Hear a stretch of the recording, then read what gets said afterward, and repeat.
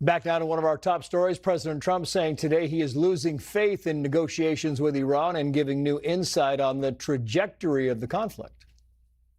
So we're in there for 5 months, and if you look at Vietnam, they were in there for 20 years. You look at Afghanistan, they were in there for many years. You look at any one of the wars, Korea, any one of them, they're in there for many years. We're in for 5 months, and we have obliterated their military capacity. Again, they've got some left, but soon they won't have some left. In a moment, retired four-star Air Force General Charles Wald on what this could mean for U.S. policy and stability in the region. First to the chief international correspondent, Steve Harrigan. He's live for us in Tel Aviv. Steve. Trace, President Trump also touting some real success in another part of this region. That is the deal, the framework agreement for Hamas to disarm. President Trump saying such a move would be absolutely impossible without the current U.S. success in the war with Iran. Here's President Trump. It's a great breakthrough. Nobody's ever thought that would be possible, to disarm Hamas.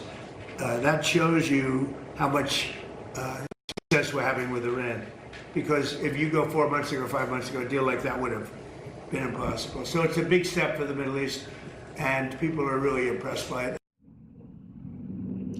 Each night now we are seeing back and forth strikes between the two sides. Kuwait saying it was attacked by drones from Iran, those drones causing no casualties targeted at U.S. military installations inside of Kuwait. Also, Iran's state media reporting that Iran was able to attack 2 oil tankers in the Strait of Hormuz. This unverified as of yet. No reports as to the damage to those 2 tankers. Trace, back to you. Steve Harrigan live for us in Tel Aviv. Steve, thank you. Let's bring in retired four-star Air Force General Charles Wald, former Deputy Commander of U.S. European Command. He flew combat missions over the Middle East. He is a distinguished fellow at the Jewish Institute for National Security of America. General, great to have you on the show. The president was asked if he still thinks a deal with Iran can be reached, and he said the following. Watch. I'm losing faith in them because they do lie and they do misrepresent. Well, the other day, the 5 missiles were shot. We knocked them down, but we were in the midst of a negotiation. I mean, I'm waiting for Steve to call me. How's the negotiation going? And instead, I got a call from Pete that they just shot 5 missiles at one of our bases in Jordan. General, what do you think? Should the president scrap the deal? I think he, well, first of all, I think he had to continue to try to get a diplomatic result, but I don't think he had to do it at the expense of us stopping attacking the Iranian military. So we all want to see an end to this. We all want to see a peaceful solution, but the likelihood of that is maybe not very high. I still think, and I've said this for months, I said it last time when we initially attacked during Midnight Hammer, that we need to take away the Iranians' ability, the IRGC in this case, ability to export their military capacity to the GCC countries in the Middle East as well, primarily Israel, but also all our GCC allies. And I just don't believe the Iranians are going to want to sit down and have some kind of diplomatic deal that they're going to agree on. They'd like to extend talks and have this bombing stop, but I believe we need to go after every missile that we could ever find, every capability to build a missile, every ability to command and control a missile, every ability to refuel a missile. Same thing with any air defense capability they have. And I think we ought to start escorting militarily ships through the Straits of Hormuz. I think we've had enough of it. And I think the Iranians are pretty close to the end, but they're not going to give up. When you talk about, General, their military capabilities, Iran specifically, do you have specifics? Do you think there are specific ways that we should go after them, specific areas and targets that we should go after? Well, I've got a lot of faith in our military planners and Brad Cooper and CENTCOM, and I know they've thought through this. We've got, I think, exquisite intelligence. I think we know where things are.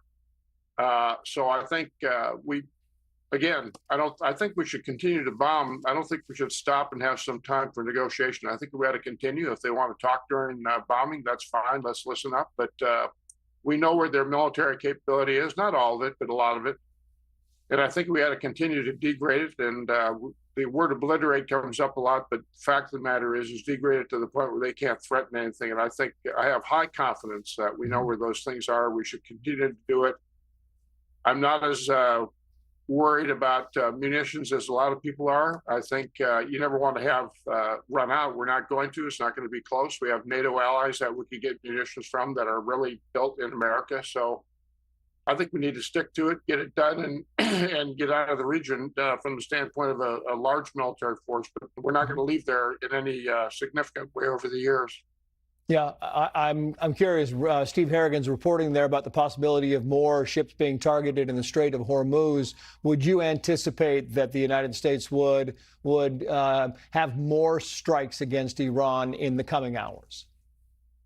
Absolutely, yes. I think you heard Brad Cooper, the CENTCOM commander, say he had a 14-day plan for really getting into this process here to really eliminate any threats that we know or see. And I think that should be implemented, and I think we're going to continue. I really, if the president were to ask me, he hasn't, but if he were to ask me, I'd say we're not going to stop bombing while the Iranians want to negotiate. That's just a ploy for them to stop and regroup. So yes, I think we'll continue, and I think it eventually will be successful. I think the IRGC is probably in a tougher situation than, first of all, they would admit publicly, but maybe even publicly is reported. So yes, I think we ought to continue.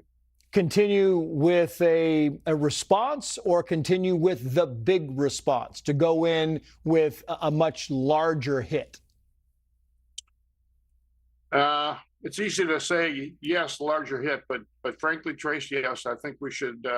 I'm not sure it's larger per se. I think it's continuous. It's persistent. I think it's directed at their air defense if there's any left. We've heard now that the Chinese are going to potentially send handheld SAMs to the Iranians. That's not a significant threat, but it is for low altitude aircraft.